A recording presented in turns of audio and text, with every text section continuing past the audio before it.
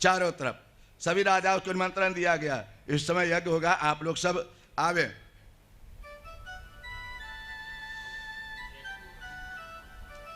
नारायण, अब सभी लोग के राजा के निमंत्रण गया, कार्ड छप गया, सब व्यवस्था होने लगा, विभाग दे दिया गया। मगध में आने के लिए जरासंध के लिए भगवान कृष्ण ने कहा भैया वहां हम अपने जाएंगे निमंत्रण देने उसको, जरासंध को। हम चलेंगे और अर्जुन चलेंगे और भीम चलेंगे, तीनों चलेंगे। नारायण, वह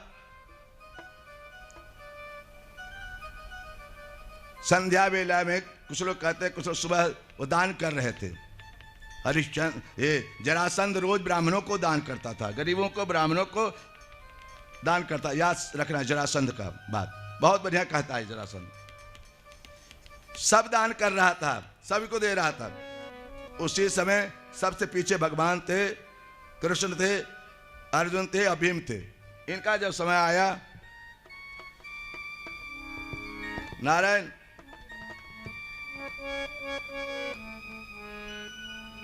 देहे न पतनेहताम विप्लम यशः इंद्र प्राह कृष्ण अर्जुन विखोदरान हे विप्राह प्रियताम कामो दद्याम शिरो ग्रीवा। ये जरासंध की बात सुनिए महाराज जी, अशोक जी।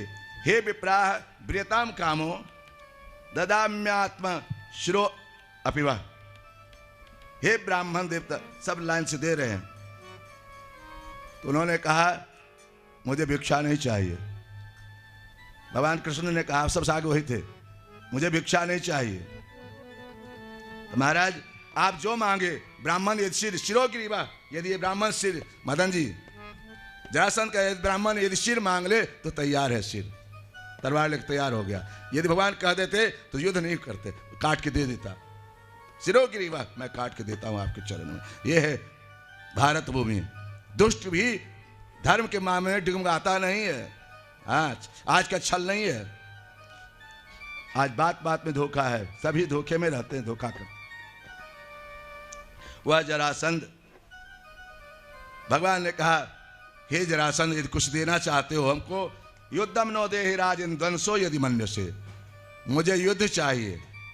आपसे क्या चाहिए? युद्ध चाहिए, और युद्ध में द्वंद्व युद्ध चाहिए। आपसे कुश्ती, द्वंद्व माने कुश्ती लड़ेंगे। भगवान जरासंध जोर से हटा जोर से। नारायण हंस, जैसे हंसा, अरे कन्हैया कृष्ण डरपोक, तुम कृष्ण हो ना, तुम्हारे पीछे भीम आई अर्जुन, तुम तो डर के मारे द्वारका भाग गए। अरे पतला दुबला तो लड़ेगा नहीं हमसे, भीम लड़ सकता है। चलो ठीक है, एक बात करो, आज भर दिन खूब खाओ पियो, काजू किशु बादाम जितना खाना हो खूब खा लो। एक बात बताएं, स्वल्प भोजनम बल करणम, स्वल्प खाओ बल कारक हो। काजू किशमिश बादाम खाओ तो ताकत मिलेगी, और दुनिया भर के घर इधर उधर डोसा फोसा क्या उरकुरे कुरकुरे, तो बच्चा तो क्या होगा? आज की बीमारी उसी लिए बढ़ रहा है, बच्चों में ताकत नहीं बढ़ रहा है। माता जी सभी रविवार बाहर मनाती है जाके, आज छुट्टी का दिन है तो यही सब खाती है होटल में जाके। घर में माँ जी बनाएगी स्वल्प भोजनम, थोड़ा ही बनाए और बल कारक हो, सबके घर में यही है। हाँ, अब बूढ़ा बुजुर्ग तो बात मानना ही पड़ता है। ठीक है भाई, जो करना हो करो, होटल में खाओ चाहे जाओ। प्रभु वो जरासंध कहा पंडित जी आज खूब खा लो, कल पता चलेगा, कल से खूब खिलाया पिलाया। रात में नारायण 27 दिन तक युद्ध चली है, 27 नक्षत्र है ना, 27 दिन तक दिन भर युद्ध चले, एक को जान ले लेंगे, लेकिन रात में खूब प्रेम से ताश खेलते थे, अनेक तरह के क्रिया कर दे। ये है भारत का युद्ध, धर्म युद्ध कहते हैं इसको। आज देखो कहाँ बम चल रहा है, लोग के लोग मर रहे हैं, घर तहस नहस हो रहा है। जिसके ऊपर पड़ता वही नहीं जानता है, हाहाकार मचा रहा है।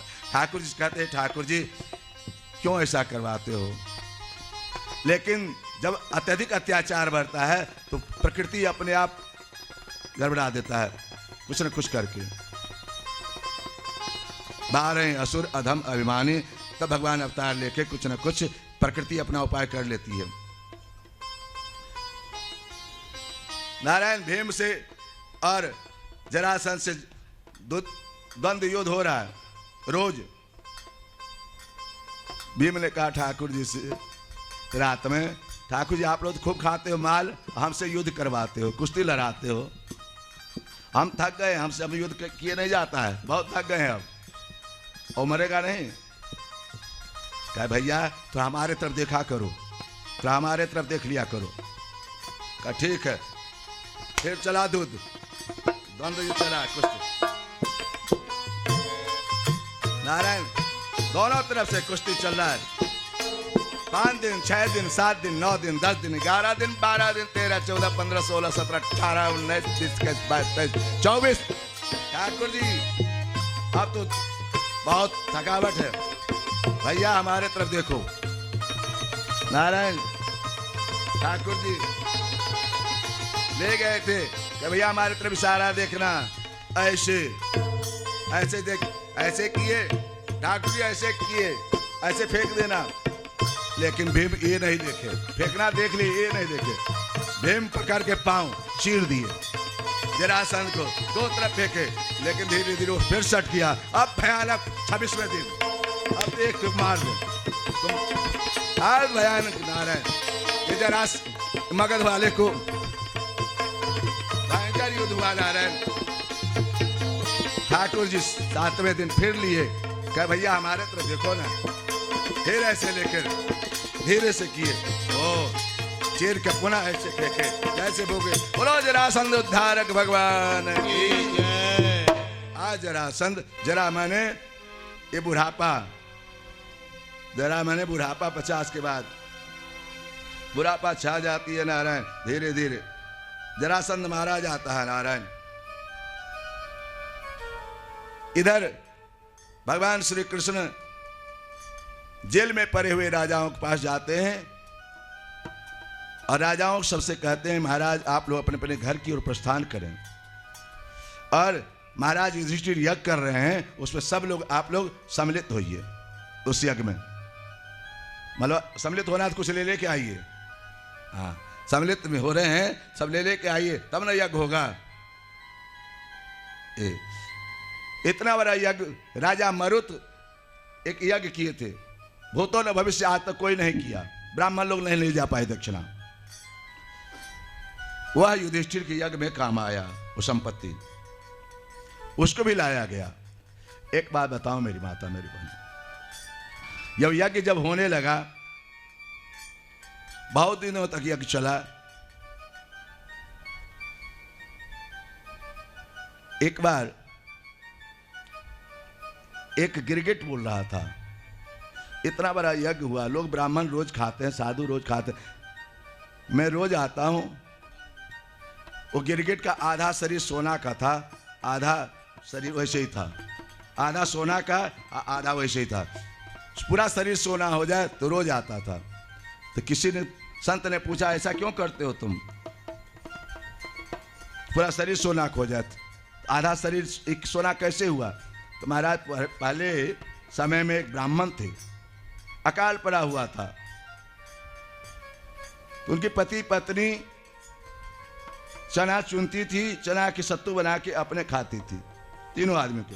संजोग से इधर यमराज आ गए परीक्षा लेने के लिए, वो सत्तू यमराज मांग लिए, वह तीनों प्राणी यमराज को दे दिए। जो यमराज हाथ धोए उस पुण्य से, उस पुण्य में आधा शरीर मेरा सोना हो गया। यहाँ रोज साधु ब्राह्मण हाथ धोते, कहाँ कुछ होता है। तब युधिष्ठिर का हुआ कि वो ये अहंकार रूपी यज्ञ है। बोला ये भी संत ने कहा था, द्रौपदी जब तुम्हारे यज्ञ में डोमन भक्त भोजन करेंगे और घंटी बजेगा तब तुम्हारा यज्ञ पूर्ण होगा। डोमन भक्त भोजन करेंगे और घंटी बजेगा तब तुम्हारा यज्ञ पूर्ण होगा। द्रौपदी से कहा संत ने। जब यज्ञ पूर्ण हुआ तो डोमन भक्त को खिलाया गया।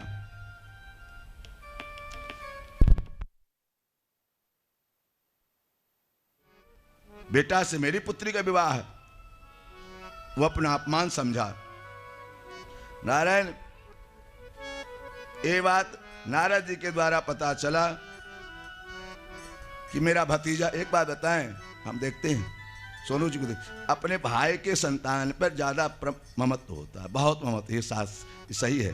तो बलराम जी अपने भतीजा इत्यादि बहुत मानते थे। बलराम जी को जैसे पता चला कि मेरा भतीजा चला गया है, दुर्योधन पकड़ लिया है, वह जाकर प्रणाम किया। दुर्योधन जैसे देखा, अपने गुरु को गदा युद्ध सीखा था, प्रणाम किया दुर्योधन को, बलराम जी को। दुर्योधन प्रणाम के आशीर्वाद दिए, चिरंजीवी होने का आशीर्वाद दिए, दीर्घायु का आशीर्वाद दिए दुर्योधन को। तुम शिष्य है, लेकिन तुम मेरे भतीजा को पकड़ क्यों लिया? तुमने आयोजन बनाया था, आयोजन किया था हमने पुत्री विवाह के लिए, लेकिन मेरी पुत्री का तुम विवाह के लिए आयोजन किया था, मेरा भतीजा तुम्हारी बेटी को लिए विवाह कर लिया, तो क्या दिक्कत हुआ? तो दुर्योधन क्या कहता है, पैर का जूता माथा पर अच्छा नहीं लगता है, पैर का जूता माथा पर अच्छा नहीं लगता। दुर्योधन ने जैसे ही कहे, बलराम जी गुस्सा आ गए, हम तुमको जूता दिखाई देते हैं? तो गुरु जी आपको थोड़ी कहे, अरे मेरे भाई को कहा तो मुझे ही नहीं कहा। तुरंत हल निकाले और हस्तिनापुर को ऐसे उलट दिए, ऐसे सब हाथरा सब उलट पलट होने लगा। इसलिए हस्तिनापुर दिल्ली टेढ़ है थोड़ा, ऐसे जमुना जी की तरफ। प्रभु शाम का विवाह, भगवान कृष्ण के दूसरे पुत्र का विवाह शाम का हुआ, प्रद्युम्न को दूसरा शाम का विवाह।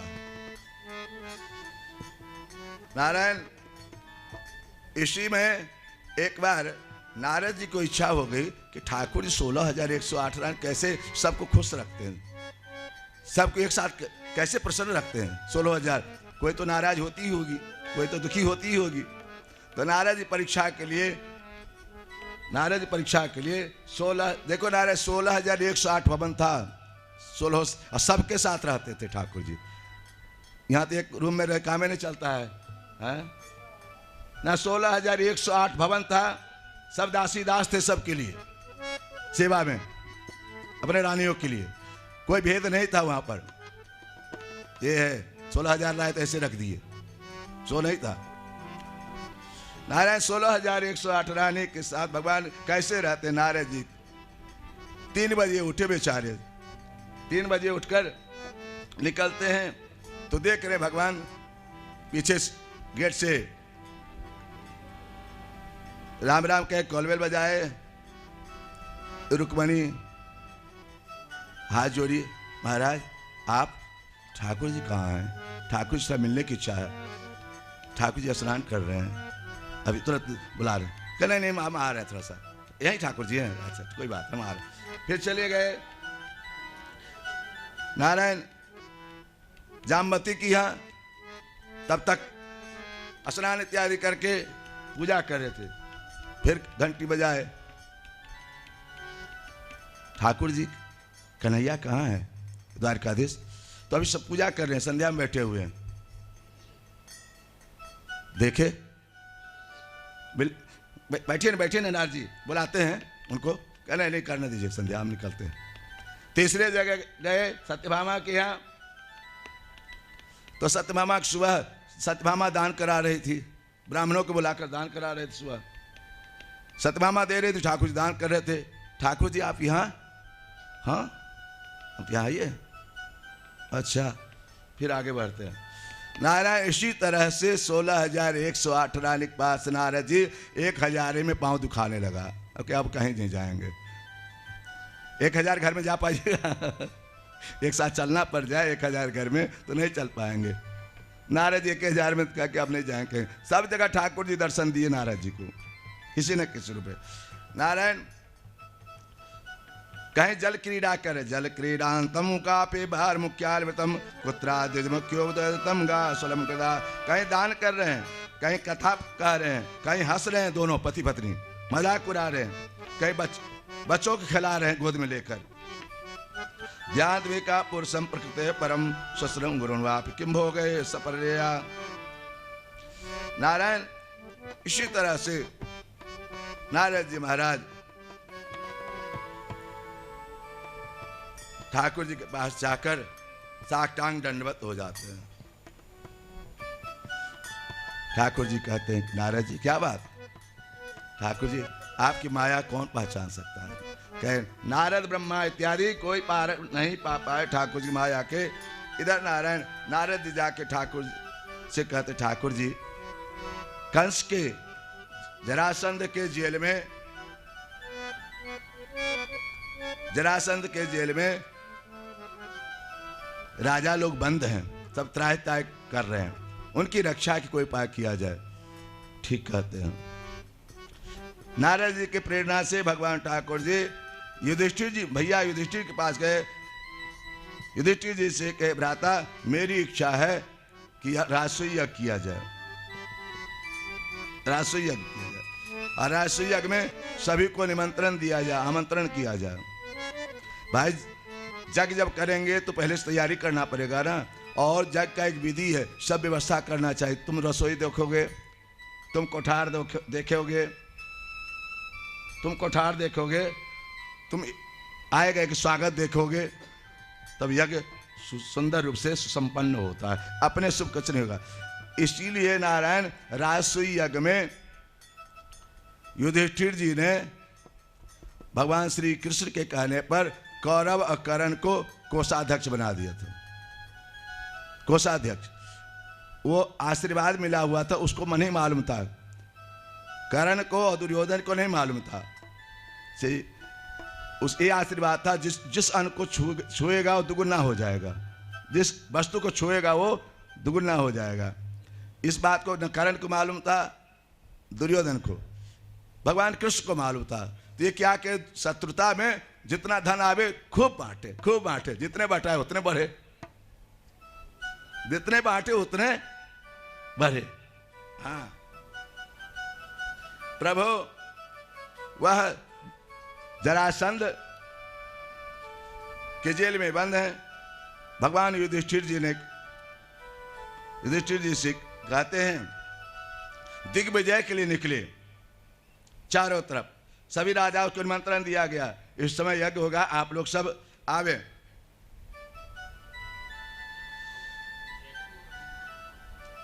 नारायण अब सभी लोग के राजा के निमंत्रण गया, कार्ड छप गया, सब व्यवस्था होने लगा, विभाग दे दिया गया।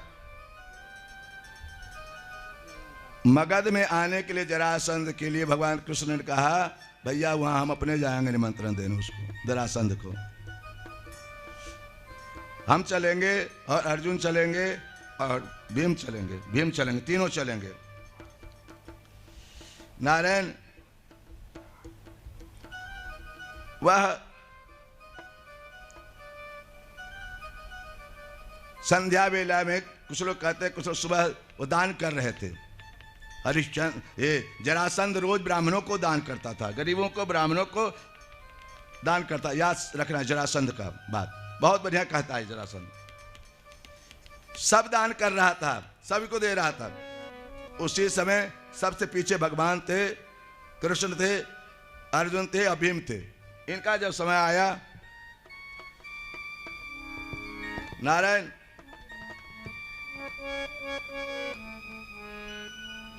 देहे न पतनेहताम विप्लम यश इंद्र प्राह कृष्ण अर्जुन विखोदरान हे विप्राह प्रियताम कामो ददया मिश्रो अग्रिवा।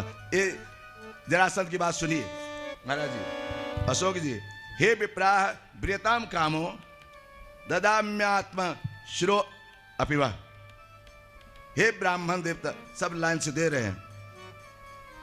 तो उन्होंने कहा मुझे भिक्षा नहीं चाहिए। भगवान कृष्ण ने कहा, सब आगे वही थे, मुझे भिक्षा नहीं चाहिए। तो महाराज आप जो मांगे, ब्राह्मण यदि सिर शिरो गिरीवा, यदि ये ब्राह्मण सिर, मदन जी जरासंध का ब्राह्मण यदि सिर मांग ले तो तैयार है, सिर तलवार लेकर तैयार हो गया। यदि भगवान कह देते तो युद्ध नहीं करते, काट के दे देता। सिरो गिरीवा, मैं काट के देता हूं आपके चरण में। यह है भारत भूमि। दुष्ट भी धर्म के मामले में डिगमगाता नहीं है। हाँ, आज का छल नहीं है, आज बात बात में धोखा है, सभी धोखे में रहते हैं, धोखा कर। वह जरासंध, भगवान ने कहा, हे जरासंध, यदि कुछ देना चाहते हो हमको, युद्धम नो देहि राजन द्वंसो यदि मन्य से, मुझे युद्ध चाहिए। आपसे क्या चाहिए? युद्ध चाहिए, और युद्ध में द्वंद्व युद्ध चाहिए। आपसे कुश्ती, द्वंद्व माने कुश्ती लड़ेंगे। भगवान जरासंध जोर से हटा जोर से। नारायण हंस, जैसे हंसा, अरे कन्हैया कृष्ण डरपोक, तुम कृष्ण हो ना, तुम्हारे पीछे भीम आई अर्जुन, तुम तो डर के मारे द्वारका भाग गए। अरे पतला दुबला तो लड़ेगा नहीं हमसे, भीम लड़ सकता है। चलो ठीक है, एक बात करो, आज भर दिन खूब खाओ पियो, काजू किशमिश बादाम जितना खाना हो खूब खा लो। एक बात बताएं, स्वल्प भोजनम बल करणम, स्वल्प खाओ बल कारक हो। काजू किशमिश बादाम खाओ तो ताकत मिलेगी, और दुनिया भर के घर इधर उधर डोसा फोसा क्या उरकुरे कुरकुरे, तो बच्चा तो क्या होगा? आज की बीमारी उसी लिए बढ़ रहा है, बच्चों में ताकत नहीं बढ़ रहा है। माता जी सभी रविवार बाहर मनाती है जाके, आज छुट्टी का दिन है तो यही सब खाती है होटल में जाके। घर में माँ जी बनाएगी स्वल्प भोजनम, थोड़ा ही बनाए और बल कारक हो, सबके घर में यही है। हाँ, अब बूढ़ा बुजुर्ग तो बात मानना ही पड़ता है। ठीक है भाई, जो करना करो, होटल में खाओ चाहे जाओ। प्रभु हो जरा कहा, पंडित जी आज खूब खा लो, कल पता चलेगा, कल से खूब खिलाया पिलाया। रात में नारायण 27 दिन तक युद्ध चली है, 27 नक्षत्र है ना, 27 दिन तक दिन भर युद्ध चले, एक को जान ले लेंगे, लेकिन रात में खूब प्रेम से ताश खेलते थे, अनेक तरह के क्रिया कर दे। ये है भारत का युद्ध, धर्म युद्ध कहते हैं इसको। आज देखो कहाँ बम चल रहा है, लोग के लोग मर रहे हैं, घर तहस नहस हो रहा है, जिसके ऊपर पड़ता वही नहीं जानता है, हाहाकार मचा रहा है। ठाकुर जी कहते हैं, ठाकुर जी क्यों ऐसा करवाते हो? लेकिन जब अत्यधिक अत्याचार बढ़ता है तो प्रकृति अपने आप गड़बड़ा देता है, कुछ न कुछ करके। बारह असुर अधम अभिमानी, तब भगवान अवतार लेके कुछ न कुछ प्रकृति अपना उपाय कर लेती है। नारायण भीम से और जरासंध से द्वंद्व युद्ध हो रहा है रोज। भीम ने कहा ठाकुर जी से रात में, ठाकुर जी आप लोग खूब खाते हो माल, हमसे युद्ध करवाते हो, कुश्ती लड़ाते हो, हम थक गए, हमसे अब युद्ध किए नहीं जाता है, बहुत थक गए हैं अब, और मरेगा नहीं। कहा भैया तो हमारे तरफ देखा करो, तो हमारे तरफ देख लिया करो। कहा ठीक है, फिर चला दूध, द्वंद्व युद्ध चला कुश्ती। नारायण दोनों तरफ से कुश्ती चल रहा है, 5 दिन 6 दिन 7 दिन 9 दिन 10 दिन 11 दिन 12 दिन 13 14 15 16 17 18 19 20 21 22 23 24। ठाकुर जी अब तो बहुत थकावट है, भैया हमारे तरफ देखो। नारायण ठाकुर जी ले गए थे कि भैया हमारे तरफ इशारा देखना, ऐसे ऐसे देख, ऐसे किए ठाकुर जी, ऐसे किए, ऐसे फेंक देना, लेकिन भीम ये नहीं देखे, फेंकना देख लिए, ये नहीं देखे। भीम पकड़ के पांव चीर दिए, जरासंध को 2 तरफ फेंके, लेकिन धीरे धीरे वो फिर सट किया। अब भयानक 26वें दिन, अब एक तो मार दो तुम, आज भयानक। नारायण ये जरास मगध वाले को भयंकर युद्ध हुआ। नारायण ठाकुर जी 7वें दिन फिर लिए, कहा भैया हमारे तरफ देखो ना, फिर ऐसे लेकर धीरे से किए, ओ चीर के पुनः ऐसे फेंके, जैसे भोगे। बोलो जरासंध उद्धारक भगवान की जय। आज जरासंध, जरा मैंने ये बुढ़ापा, जरा मैंने बुढ़ापा 50 के बाद बुढ़ापा छा जाती है। नारायण धीरे धीरे जरासंध मारा जाता है। नारायण इधर भगवान श्री कृष्ण जेल में पड़े हुए राजाओं के पास जाते हैं और राजाओं सबसे कहते हैं महाराज आप लोग अपने अपने घर की ओर प्रस्थान करें, और महाराज युधिष्ठिर यज्ञ कर रहे हैं उसमें सब लोग आप लोग सम्मिलित होइए उस यज्ञ में। मतलब सम्मिलित होना तो कुछ ले लेके आइए, हाँ सम्मिलित में हो रहे हैं सब ले लेके आइए तब ना यज्ञ होगा। इतना बड़ा यज्ञ राजा मरुत एक यज्ञ किए थे, भूतों ने भविष्य आज तक कोई नहीं किया, ब्राह्मण लोग नहीं ले जा पाए दक्षिणा। वह युधिष्ठिर के यज्ञ में काम आया वो संपत्ति, उसको भी लाया गया। एक बात बताओ मेरी माता मेरी बहन, जब यज्ञ जब होने लगा बहुत दिनों तक यज्ञ चला, एक बार एक गिरगिट बोल रहा था, इतना बड़ा यज्ञ हुआ, लोग ब्राह्मण रोज खाते हैं, साधु रोज खाते हैं, मैं रोज आता हूं। वो गिरगिट का आधा शरीर सोना का था, आधा शरीर वैसे ही था, आधा सोना का आधा वैसे ही था। पूरा शरीर सोना हो जाए तो रोज आता था। तो किसी ने संत ने पूछा ऐसा क्यों करते हो तुम, पूरा शरीर सोना हो जाए, आधा शरीर एक सोना कैसे हुआ? तो महाराज पहले समय में एक ब्राह्मण थे, अकाल पड़ा हुआ था,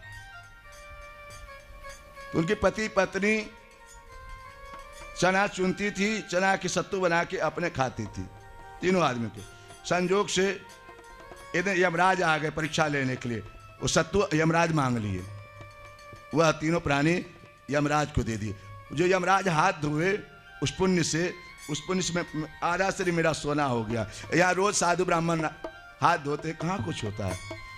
तब युधिष्ठिर का हुआ कि वो ये अहंकार रूपी यज्ञ है। बोला ये भी संत ने कहा था, द्रौपदी जब तुम्हारे यज्ञ में डोमन भक्त भोजन करेंगे और घंटी बजेगा तब तुम्हारा यज्ञ पूर्ण होगा। डोमन भक्त भोजन करेंगे और घंटी बजेगा तब तुम्हारा यज्ञ पूर्ण होगा। द्रौपदी से कहा संत ने। जब यज्ञ पूर्ण हुआ तो डोमन भक्त को खिलाया गया।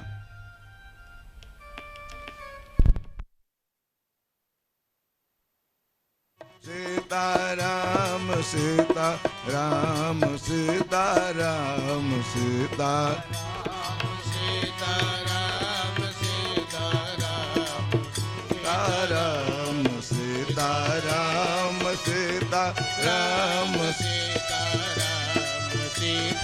नारायण, डोमन भक्त जब भोजन करेगा तब तुम्हारा यज्ञ पूर्ण होगा। द्रौपदी 56 प्रकार का व्यंजन बनाती है और ठाकुर जी भोग लगाकर डोमन भक्त को खिलाती है।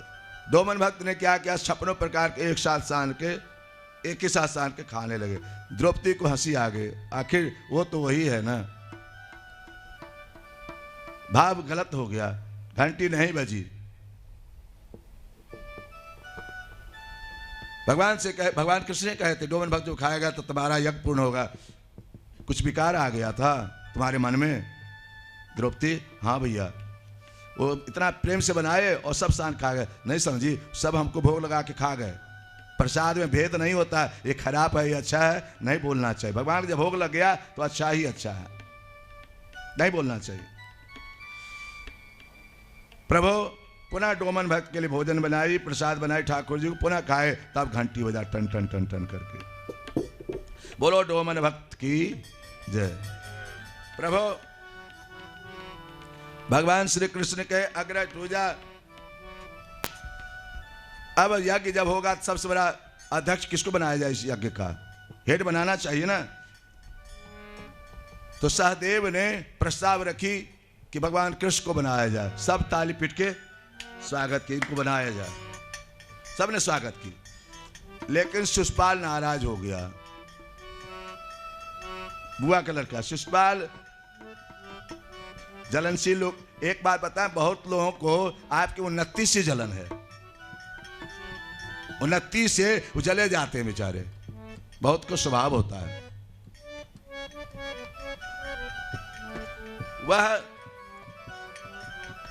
शिशुपाल भगवान को अब शब्द कहना प्रारंभ किया।